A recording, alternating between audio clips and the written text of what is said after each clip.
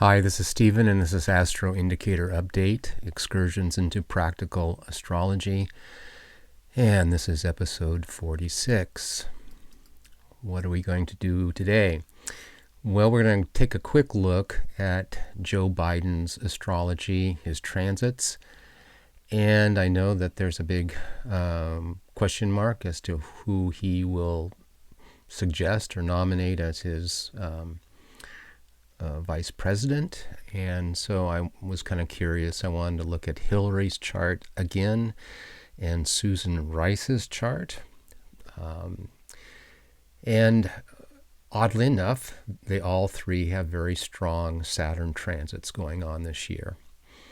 Then we'll get into a book recommendation, an ebook that I recently acquired and I thought was very good. And then finally, we'll go through our market update with our astrology key dates coming up. Plus, I'll look at gold's long-term chart. Okay, we've done this before. If you go back into my videos, I've looked at, I did a longer segment on Joe Biden and his astrology. Here we have Joe Biden's natal chart in the inner circle again. Scorpio, moon in Taurus. From what I can tell, this is an accurate birth time, so he has a lot of natal planets in the 12th house, which lends itself to sort of a Scorpio-Pisces sort of energy. Okay, Joe has been going through a very long Saturn transit. Saturn down here is, in the outer ring, we have our transits in the sky, and I am using November 4th, 2020, just to get an idea of what might be going on in this person's life around the election date. So this is a November 4th transit chart. But still, Saturn had somewhat recently, gone direct. Saturn is retrograde right now, and it has been in a square position to his moon for many months, for about 5 months in 2020, which is unusually long duration for a Saturn transit. But what happened was Saturn was going through Capricorn, came up to almost 2 degrees Aquarius, and then went retrograde, which it is now. And so all during this time, for a number of months, it's been squaring his moon. And I go into this in a previous video. It's a difficult time for someone emotionally. Their self-image is taking a hit. They are, at any age, it seems like when a person goes through a long Saturn transit, that there is some degradation, diminishment of their health, and people tend to feel like they're aging more quickly, so forth and so on. So this is actually, even though it's not exact around November, it is still in play, because the station about a month ago in, what was it, early June, I forget when it was, it's stationed on his moon, and now it's just simply returning.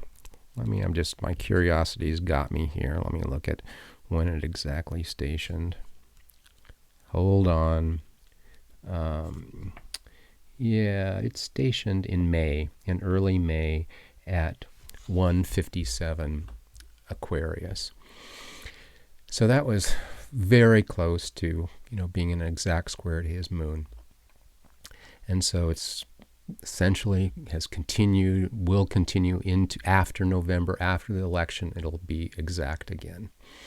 It's not a good position not a good symbol for someone who's going to be elected president. It's possible. I'm not saying it's impossible. But on top of that, he had by transit, because I think we know his exact birth time, Saturn is transiting in his second house. Now, historically, if you go back to the research of an astrologer named Grant Louie back in the 50s and 60s, who I admire, I respect, he started pointing out that in the cycle of Saturn that takes 28 years to go around the chart, when Saturn is transiting the first, second, and third houses, those are usually time periods where someone should be, sort of halfway retired, or they may find during that 7-year period that it's more difficult to gain recognition for their work out in the world. I've seen that true in my life. Because normally people have this, if they live a nice long life, this Saturn will be transiting through these first 3 houses, at least twice, and oftentimes 3 times. Here it is, transiting the second house. This is very typically a time of someone of his age, who, essentially he should be retired, with Saturn in this position. So I just wanted to emphasize that again. This is ongoing for Joe Biden. We'll see how this plays out. Is it impossible for him to get elected? No, he could, but I think it's improbable. So we'll see what happens and see, how his health holds up, etc. Get rid of my blue line. So let's go on. Hillary, some people have suggested Hillary's going to come out of from nowhere and take the nomination from Joe, or be, nominated as a VP or something. Well, let's look at her chart, because again, I think we have an accurate birth time for Hillary. So the positioning of her natal planets, is probably accurate here. Again, oddly enough, we have a real emphasis on the 12th house. She's a Scorpio. She has Moon in Sagittarius, strong Saturn Moon conjunction in the first house. Very strong Pisces Neptune energy with Hillary, because we've seen this before with other people I've talked about. Strong Neptune in politics. She has Neptune leading, very similar to Bill Gates, other people, and it's conjunct her sun. Okay, that's the defining quality of Hillary Clinton. Very strong Neptune, strong Pisces energy. Well, what's going on with Saturn in her? She has Saturn, oddly enough, in the second house as well by transit. Here's Saturn. We were just looking at this placement in Joe Biden, but in this case, what's going on with Hillary? Well, with Hillary, it is not to her moon, but it is to her sun, because just a second ago I was saying that in May of this year, month and a half ago, Saturn got up almost to 2 degrees Aquarius, which is almost an exact square to her sun. She's going through a tough time. Her, energy, her sense of who she is, her vitality, her, position in the world are all being, at least from her perspective, being undermined by this energy of Saturn. And it has continued as well, and it will be exact again, in December or so. So, plus, it is a Saturn position by transit going through her second house. Not a good position for someone who wants to be, voted into a very high office, to try to attain, the pinnacle of their, of their career ambitions. This is not normally where you see Saturn in, in an event like that. So anyway, I just wanted to point that out. So she has Saturn in the second by transit as well. On top of that, just to point out, this transiting Saturn, again, which got up to about almost 2 degrees Aquarius by transit, is transiting in conjunct her Pluto, which is in a very strong position. It's conjunct her midheaven, tells you something about how she's viewed by the world in general, something about her career ambitions. Very ambitious position for Pluto. A natal Pluto placement, however, being in aspect with Saturn, that too does not strengthen, does not bolster that position. So anyway, I just wanted to point those things out. With Hillary, she's a long shot, but just, it's good to check in with her now and then. So again, Biden has said he wanted to pick a woman VP. There's a number of people on the list. Maybe Susan Rice is lower on the list, but for some reason, I was curious to see what her chart looked like. And not to be too surprised, we don't know Susan's, this is her natal chart. We do not know her time of birth, so the house position here of the transits, etc., are unknown. So all we really have are the transits to her natal chart. And what is going on? Well, we have something sort of similar to Joe Biden. We have Saturn squaring her natal moon. And again, it is a very long transit going off and on for many months which is unusual in 2020. Okay, and what else did I note? Oh, and she has Neptune as a leading planet to her sun. My goodness, it just is. I've seen this over and over again. Again, this is Bill Gates, Hillary Clinton, and there are a few more that I didn't go back to look. Again, a very strong Neptune energy, with this person. In addition, let's see if I can get rid of this. In her natal chart, Saturn is squaring her sun.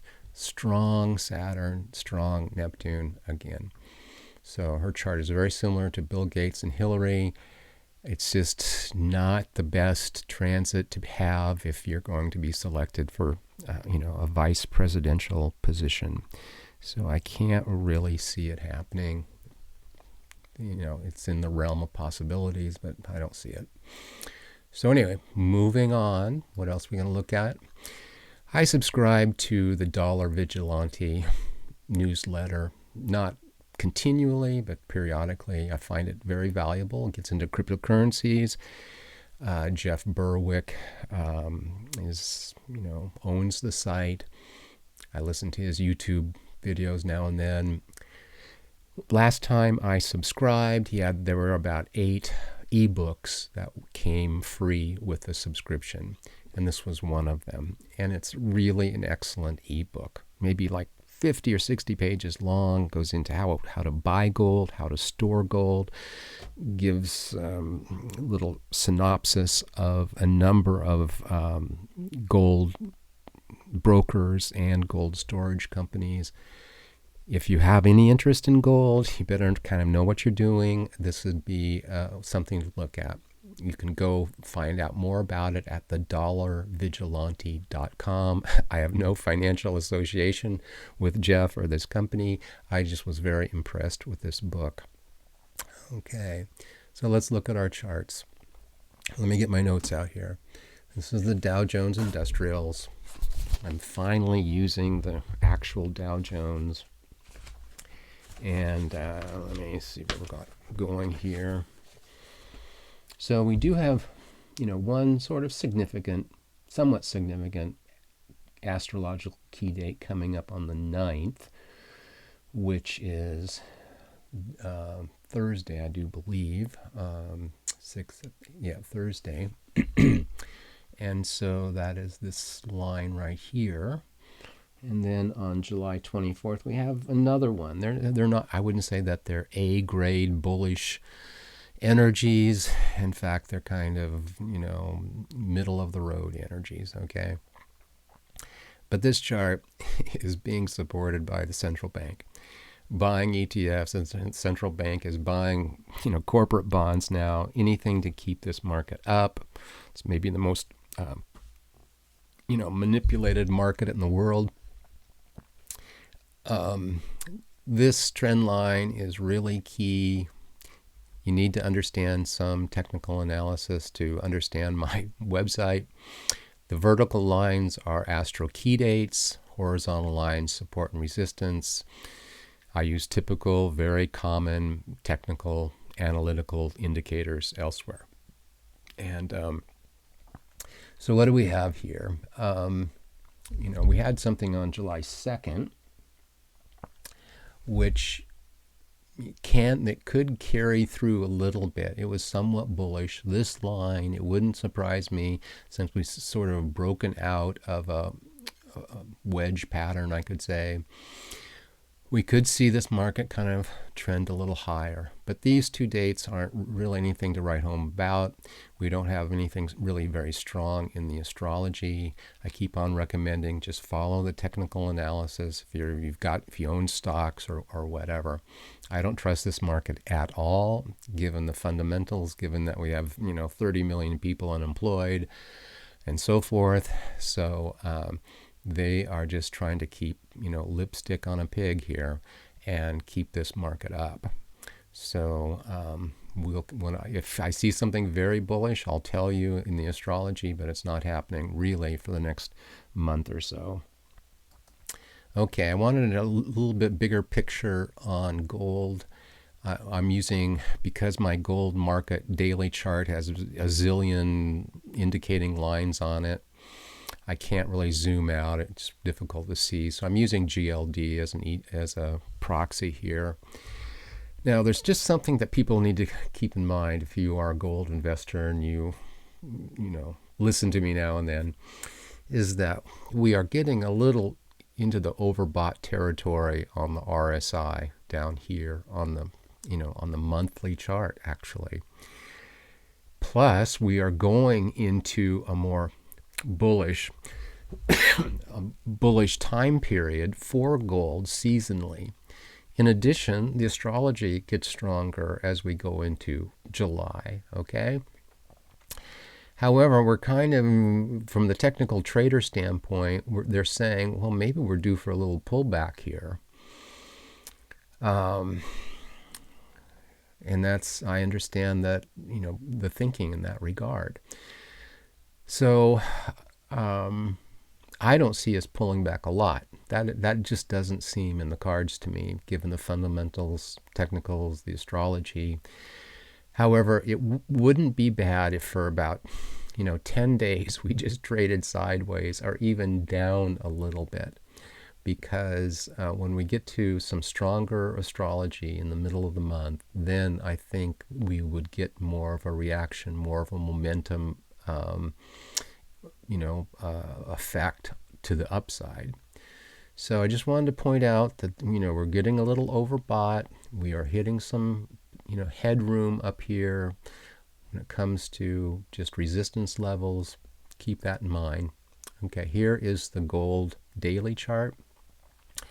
We have broken through this trend line, resistance line right here that's been going on. We had sort of a rising wedge situation.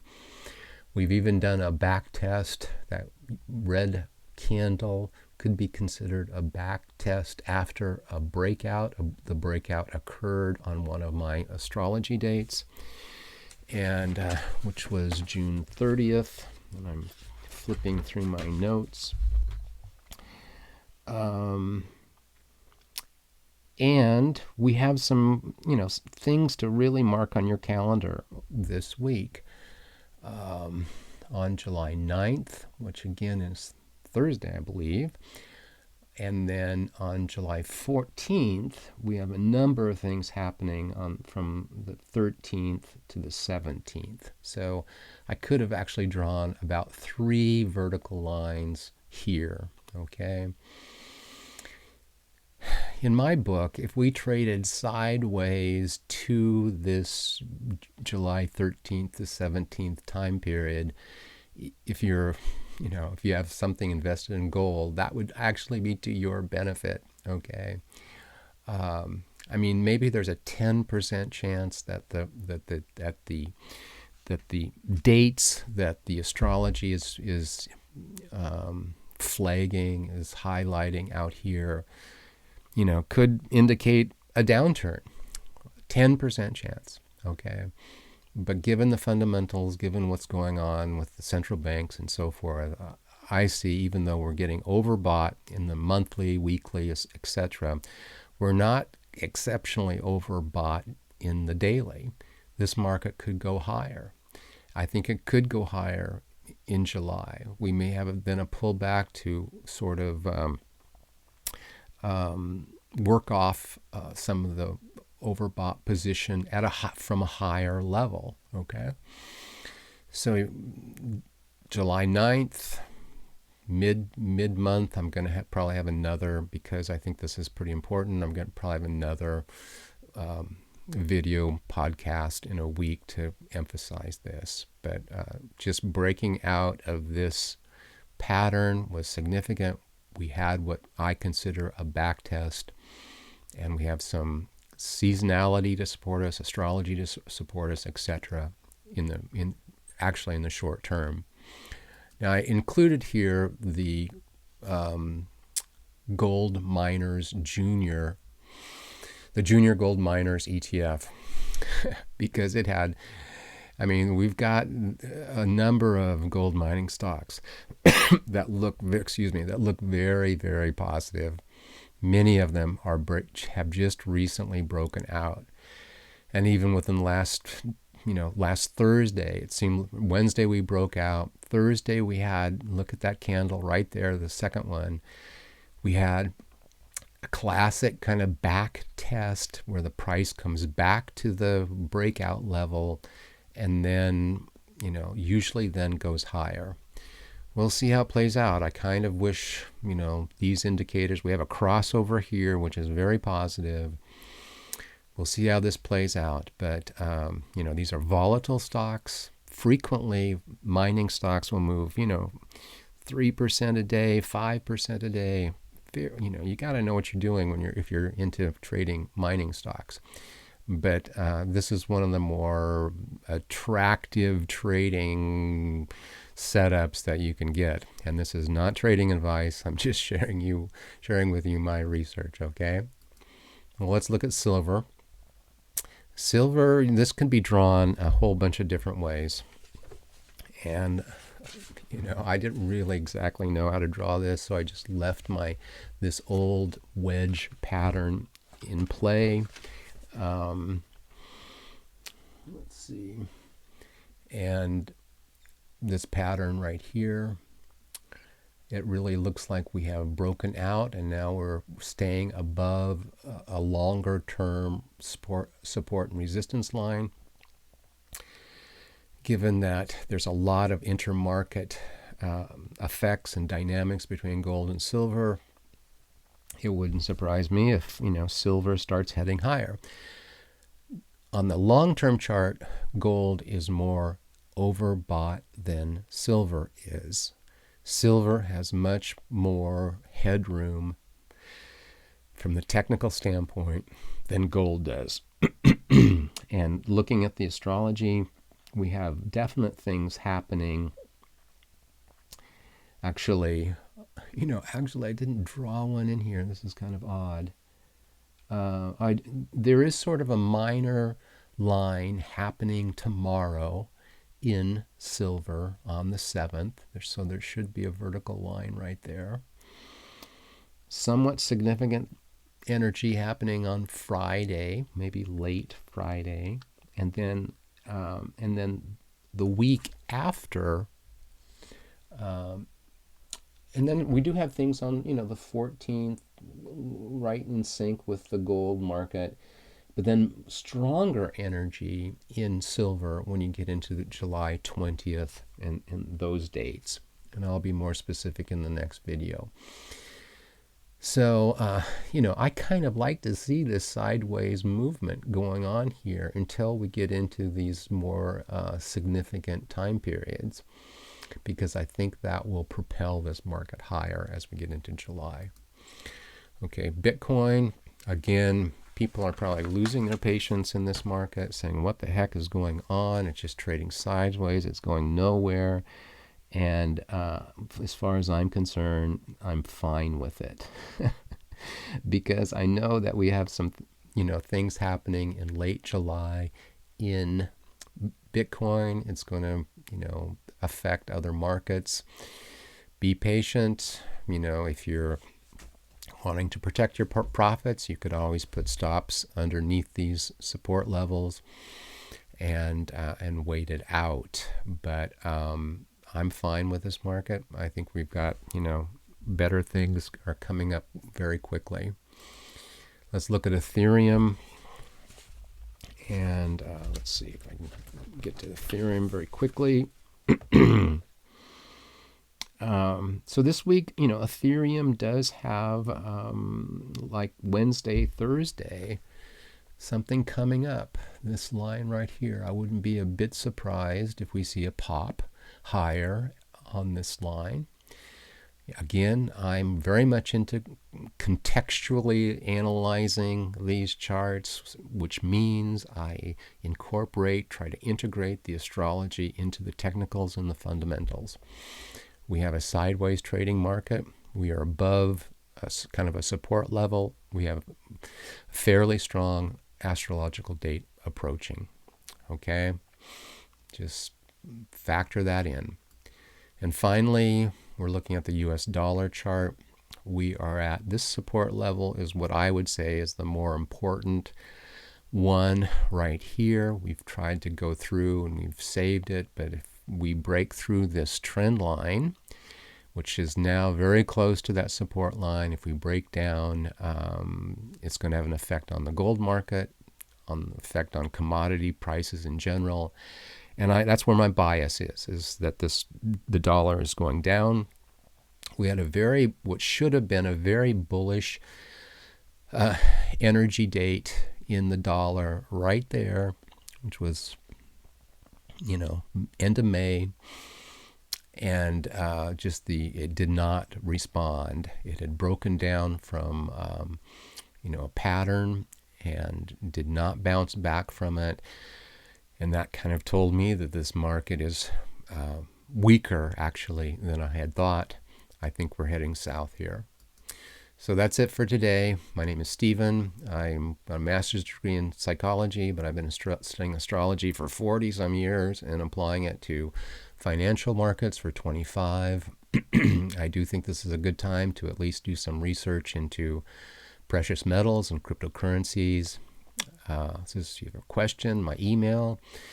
In a couple weeks, I'm going to have a website, and I do accept Bitcoin donations. So thank you for listening, watching. If you would like to subscribe, consider that. Generally, I do this every week. Every now and then I do it every other week. So subscribing, if you found this valuable, isn't a bad idea. So please hit the like button if you like this video, and bye for now.